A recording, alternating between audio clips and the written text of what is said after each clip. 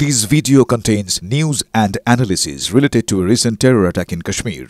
The content may include sensitive visuals and discussions that could be distressing to some viewers. Viewer discretion is advised. We strongly condemn all forms of violence and terrorism. The purpose of the content is solely to inform and create awareness based on verified reports. Top quality और consistent performance के लिए सिर्फ silver pump नाम याद रखना। অনেক হয়েছে জানেন তো, অনেক হয়েছে, আর না। এবার শেষ দেখতে চাইছে ভারতীয় সেনা। পাকিস্তানকে মক্ষম জবাব দিতে সীমান্তে শুরু হয়ে গেছে চূড়ান্ত প্রস্তুতি। টিভি9 বাংলা পৌঁছে গেল তেমনই এক সীমান্ত এলাকায়, যার থেকে ঢিল ছোড়া দূরত্বে পাক অধিকৃত কাশ্মীর।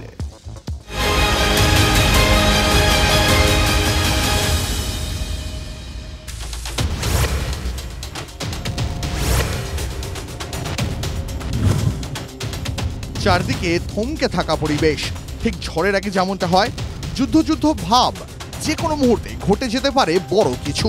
তেমনই এক পরিস্থিতিতে ব্যাটল গ্রাউন্ডেই ঢুকে পড়লাম আমরা।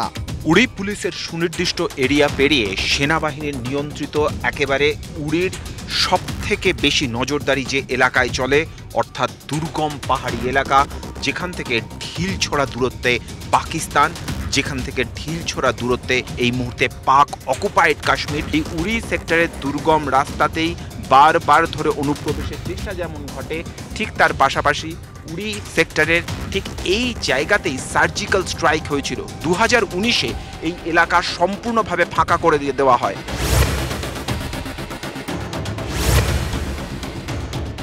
আমাদের ঠিক হাতে সোজাসুজি যে জায়গা এই মুহূর্তে ক্যামেরার লেন্সে ধরা পড়ছে, তা পাক অকুপাইড কাশ্মীর, এবং গভীর জঙ্গলের মধ্যে যে কয়েকটি বাড়ির অংশ দেখা যাচ্ছে সেগুলি পাক অকুপাইড কাশ্মীরের এলাকা।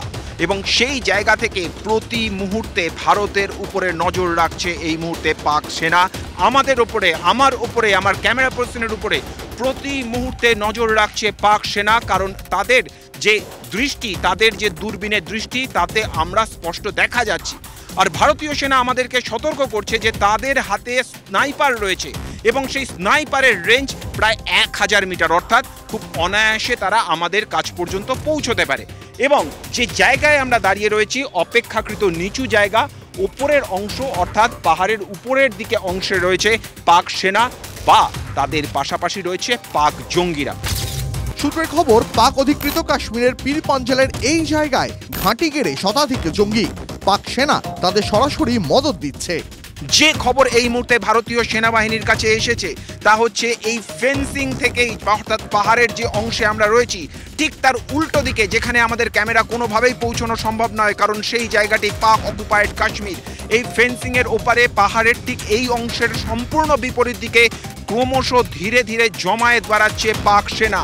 আর ঠিক ফেন্সিংয়ের এই পাশে, অর্থাৎ কিছুটা ডান দিকেই রয়েছে ভারতীয়দের গ্রাম, এবং ফেন্সিংয়ের একেবারে পাশে রয়েছে এই ভারতীয়দের গ্রাম। কিন্তু ভারতীয় সেনা দৃঢ়তার সঙ্গে বলছে যে এই গ্রামেই ভারতীয়রা থাকবে, যে আপৎকালীন পরিস্থিতি হোক ভারতীয় সেনা বুক দিয়ে ভারতীয়দের রক্ষা করবে, এবং যদি কেউ দুঃসাহস দেখায় এই ফেন্সের এই পাশে আসার, সঙ্গে সঙ্গে তাদেরকে নিকেশ করে দেওয়ার জন্য এই জঙ্গলের মধ্যেই আমাদের নজরের আড়ালে তৈরি রয়েছে ভারতীয় সেনা।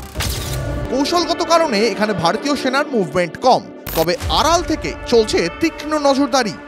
এই যে জায়গা আমাদের হাতের বাঁদিকের যে জায়গা, যে রাস্তা মূলত ভারতীয় সেনার দখলে থাকে, এই রাস্তাকে সম্পূর্ণভাবে ফাঁকা রাখা হয়েছে। তার কারণ প্রতি মুহূর্তে সেন দৃষ্টিতে নজর রাখছে পাকিস্তান সেনা। স্ট্র্যাটেজিকভাবে অ্যাডভান্টেজ পয়েন্টে রয়েছে তারা, এবং সেই কারণের জন্যই এই জায়গাতে কোনো রকম ফোর্স মুভমেন্ট রাখে না ভারতীয় সেনা, যাতে পাক সেনার নজরদারির মধ্যে তারা থাকতে পারে। ইতিমধ্যেই কূটনৈতিক ক্ষেত্রে জবাব দিয়েছে ভারত। স্থগিত করে দেওয়া হয়েছে সিন্ধু চুক্তি।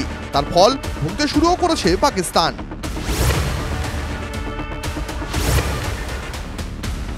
আমাদের ঠিক হাতের নিচের দিকে, অর্থাৎ পাহাড়ের ঠিক নিচের দিকে যে অংশ আমরা দেখছি, নদী এখানে যথেষ্ট শুকিয়ে গিয়েছে। এখানে নদী শুকিয়ে যাওয়ার অর্থ এখান থেকে কিছুটা দূরে রয়েছে উড়ি থার্মাল প্ল্যান্ট, এবং সেই জায়গাতে বাঁধ দিয়ে নদীর জল আটকে দিলে পরে যে কথা আমরা বারবার ধরে বলছি, ভারত সরকার যে কথা জানিয়েছে যে ইতিমধ্যেই ঘোষণা করা হয়েছে যে 1 বিন্দু জল দেওয়া হবে না পাকিস্তানকে, সেই কাজ যে শুরু হয়ে গিয়েছে তা কিন্তু এই নদী উপত্যকার রুক্ষ চেহারাটাই বলে দিচ্ছে। পাকিস্তানও বিলক্ষণ জানে যে কোনো মুহূর্তে তাদের উপর নেমে আসতে পারে চরম প্রত্যাঘাত, কিন্তু যেটা জানে না তার সময়কাল এবং স্থান, সেটা ঠিক করবে ভারত। উড়ির একেবারে সীমান্ত এলাকা থেকে ক্যামেরায় রাহুল সিং এর সঙ্গে জ্যোতির্ময় কর্মকার, টিভি 9 বাংলা। জানেন তো, কেউ দেশের সেবায় ডাক্তার হতে চায়, কেউ হতে চায় IAS অফিসার। কাদের কথা বলছি?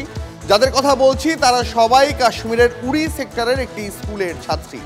যে উড়ির বাতাসে বারুদের গন্ধ ভাসে, কিন্তু ওরা ভয় পায়, ওরা সমস্বরে জানিয়ে দেয়, আর ওরা সন্ত্রাস চায় না, ওরা শুধুমাত্র শান্তি চায়।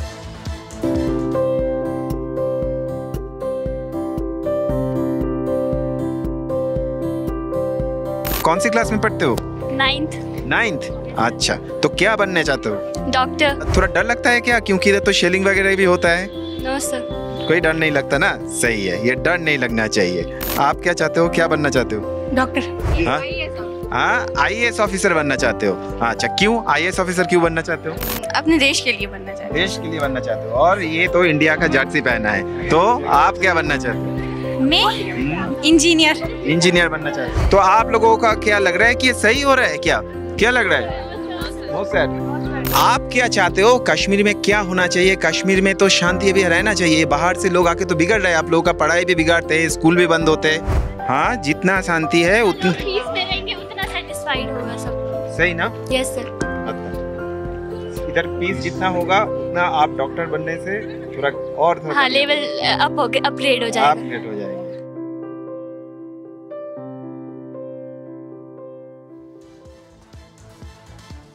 মেয়েকে নিয়ে একা থাকেন বৃদ্ধা।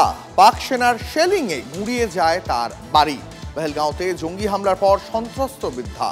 আবার দেখতে হবে না তো সেই কালো দিন?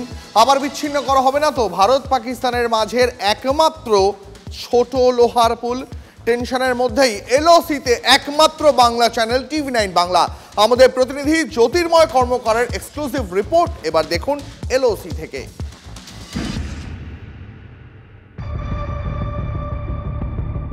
চাপা টেনশনের মধ্যেই ভারত পাক সীমান্তে হাই অ্যালার্ট জারি, তৈরি ভারতীয় সেনা। স্বাভাবিকভাবেই সীমান্তে তৎপরতা তুঙ্গে। এর মধ্যেই LOCতে কাটাতার সংলগ্ন এলাকায় টিভি 9 বাংলা প্রতিনিধি জ্যোতির্ময় কর্মকার এবং ক্যামেরাম্যান রাহুল সিং পৌঁছে যান বহু ইতিহাসের সাক্ষী একটি ছোট্ট লোহাপুলে। LOCর একেবারেই পাশেই উড়ি সীমান্তে এই মুহূর্তে দাঁড়িয়ে রয়েছি আমরা। এই মুহূর্তে যে জায়গায় আমি দাঁড়িয়ে রয়েছি সেই জায়গা, আমার হাতের বাঁদিকের এই রাস্তা ভারতীয় ভূখণ্ড এবং ঢিলছোড়া দূরত্বে রয়েছে ফেন্সিং। এবং এই মুহূর্তে যে পুল আমি ক্রস করছি ভারতীয় সীমানায় ভারতীয় ভূখণ্ডের শেষ পুল, অর্থাৎ নিচে দিয়ে এই মুহূর্তে নদীর যে প্রশাখা বয়ে যাচ্ছে সেই প্রশাখা এবং এই পাশের ভূখণ্ডের সঙ্গে যোগাযোগের ক্ষেত্রে ভারতের শেষ পুলের ওপরে দাঁড়িয়ে রয়েছি আমি, দাঁড়িয়ে রয়েছে টিভি 9 বাংলা।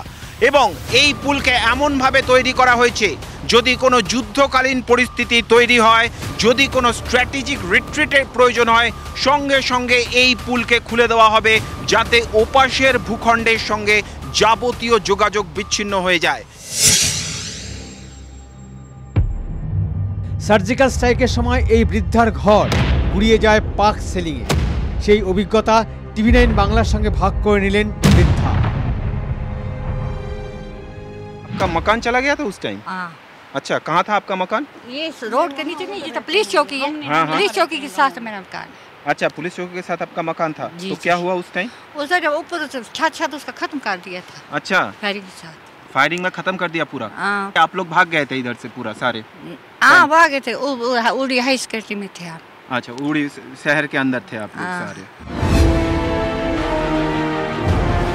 বৃদ্ধা জানালেন বছর দুয়েক ধরে পরিস্থিতি স্বাভাবিক হয়েছে, এখন মেয়েকে নিয়ে একা থাকেন তিনি। যুদ্ধ শুরু হলে কি হবে? तो तोप चलती थी, फायरिंग चलती थी, उस वाले हुआ है। अच्छा। 2 साल कुछ नहीं हुआ था, हम्म। ठीक ठाक थे। मैं अकेली हूँ, मैं मुझे हार्ट हो जाएगा। अभी सीज फायर चल रहा है इसलिए कोई दिक्कत नहीं है। जब ये सीज फायर खुदा ना खास्ता अगर फायर शुरू हो गया उस वक्त तो परेशानी हो जाती है, बच्चों को भी परेशानी हो जाती है, बूढ़ों को भी परेशानी हो जाती है, हर एक परेशान हो जाता है उस टाइम, क्योंकि बिल्कुल ज़ीरो लाइन पर रह रहे हैं। उनको तो दिक्कत हो जी, उनको तो दिक्कत हो ही जाती है।